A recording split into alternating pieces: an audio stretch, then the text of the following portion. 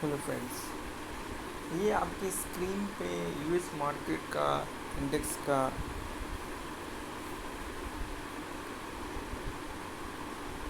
Chart आपको दिख रहा है। यहाँ पे अगर मैं डॉ जोन्स की अगर मैं बात करूँ तो डॉ जोन्स 0.5% आपका प्लस है, S&P 0.29% आपका माइनस है और नैस्डैक करीब 1% से ज़्यादा माइनस है। तो हमारे मार्केट में भी निफ्टी की अगर आप चार्ट की अगर आप बात करेंगे तो आपको ये चीज़ समझ में आएगा कि निफ्टी में बहुत ज़्यादा हाई पॉइंट तक मार्केट गया था, करीब 135-40 पॉइंट तक मार्केट गया था और वहाँ से निफ्टी में जो है सो मतलब एक हल्का सा सेलिंग प्रेशर या प्रॉफिट बुकिंग आपको दिखा। तो मुझे ऐसा लगता है कि अभी फ़िलहाल निफ्टी जो है वो एक रेंज में ही मूव करेगा,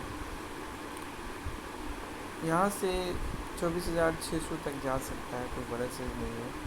और नीचे में मुझे ऐसा लगता है कि ये जो गैप जो बचा हुआ है, ये गैप को फिल करने के लिए आ सकते हैं। अब यहाँ पे ये चीज़ देखना है कि हमें कहाँ कहाँ अपॉर्चुनिटी दिख रही है। जैसे मैंने पहले ही सबको कहा था कि अगर आप 40s का चार्ट अगर आप देखेंगे तो 40s जो है वो वाइकअप थ्योरी के अनुसार से ब्रेकआउट कर चुका है और ब्रेकआउट करने के बाद में 40s जो है ये इस लेवल पे आया हुआ था। तो मैंने सबको बोला था कि 940 945 के लेवल पे जो आया है तो इस लेवल पे 40s में आप बाय करिए। 40s आने वाले टाइम में 1050 तक के लिए तैयार खड़ा है, क्योंकि इसका अगर आप रेंज अगर आप देखेंगे ये पिछले एक साल से अगर आप देखेंगे तो ये पिछले एक साल से इस एक रेंज में चल रहा था।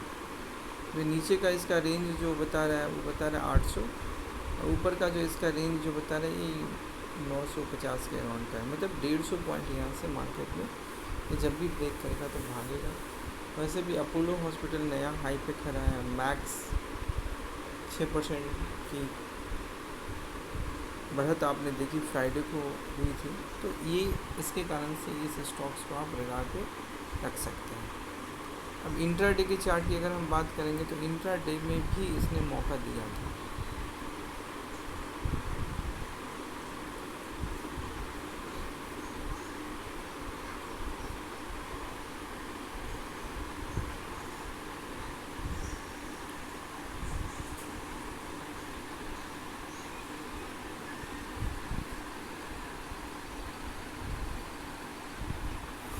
बारिश की वजह से नेट स्लो हो गई है, जिसके कारण से मैंने इसको 5 मिनट के टाइम पे डाला है तो ये टाइम लग रहा है।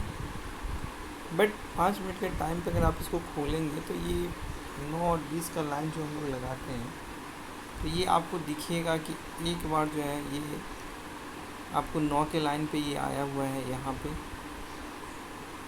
इस जगह पे, और दूसरा उसके बाद में फिर आपको ये दिखेगा कि इस जगह पे आया था, ये 20 के लाइन पे आया था। तो ये 2 बार इसने मौका दिया था लोगों को बाइंग करने के लिए इंट्राडे में। बट इसका चार्ट मुझे उतना कन्विंसिंग नहीं दिख रहा था, तो मैंने इसको ट्रेड करने के लिए नहीं चुना था, मैंने चुना था REC को। अब REC का चार्ट की अगर आप बात करेंगे 5 मिनट के चार्ट में अगर आप देखेंगे तो ये आपको दिखेगा कि REC जो है सो एकदम हमारे अनुसार से एकदम मूव कर रहा था जैसा हम सोच रहे थे। तो पहला तो इसने मुझे एक जो है सो मौका जो इसने मुझे दिया था ये इसने यहाँ पे दिया था जब ये हाई बनाया था 367 रुपये का इसने हाई बनाया था, और जब ये 365 रुपये 50 पैसा के आसपास ये यहाँ पे गिरावट जब इसकी हुई थी तो मैं यहाँ पे एंट्री किया था। ये इन्वर्टेड हैमर जो आपको दिख रहा है ये मैंने 365 रुपये 50 पैसा पे मैंने एंट्री किया था, और इसी जगह पे आप देखेंगे 365 रुपये 50 पैसा से ये मूव किया था 367 रुपये तक।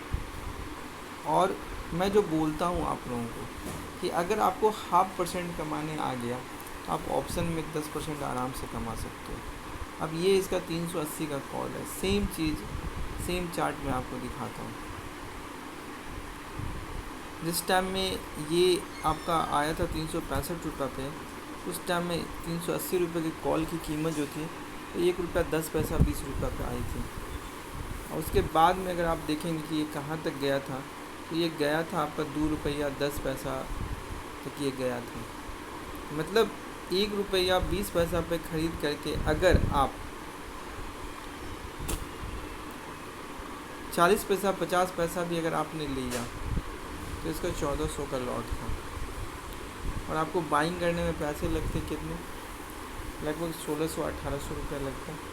और 40 पैसा 50 पैसा का भी अगर आपने मोमेंटम पकड़ा तो आराम से इसमें 700 रुपये आपके बन जाते। मतलब यहाँ पे तो 50% का रिटर्न है। बट नॉर्मल अभी चूँकि ऑप्शन सस्ते हो गए, बट रिस्क है क्योंकि अगले सप्ताह एक्सपायरी है। तो इस सप्ताह भर हम चाहते तो काम कर सकते थे, बट अगर आपको थोड़ा सा भी डर लगता है तो आप नेक्स्ट वीक के एक्सपायरी में आप काम कर सकते हो।